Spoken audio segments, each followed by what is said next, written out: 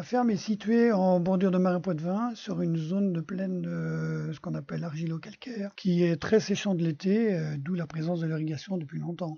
Alors je suis en agriculture de conservation des sols depuis 15 ans environ, mais en semi-direct sous couvert depuis, on va dire 8 ans.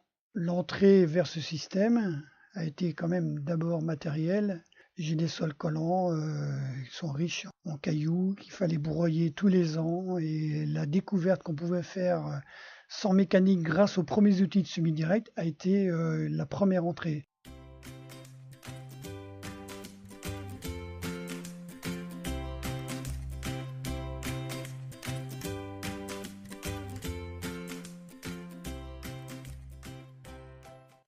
Mais le vrai virage vers l'agriculture de conservation a quand même été effectué suite à une vraie prise de conscience qu'avoir des sols productifs pouvait tout à fait s'envisager en respectant les règles du vivant.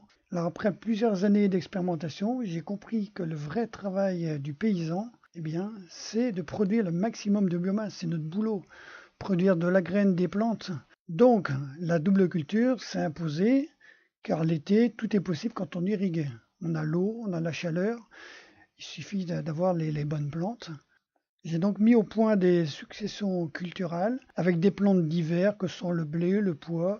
Après ces plantes-là, il y a des plantes d'été, plutôt typées été, donc maïs, soja, tournesol, sarrasin et d'autres. Donc ce qui fait que j'ai 75 hectares, mais j'en récolte réellement 95 quasiment tous les ans. Entre guillemets, j'ai une plaine à 2 étages. C'est ce que je veux vous montrer le 10 novembre prochain, donc venez nombreux.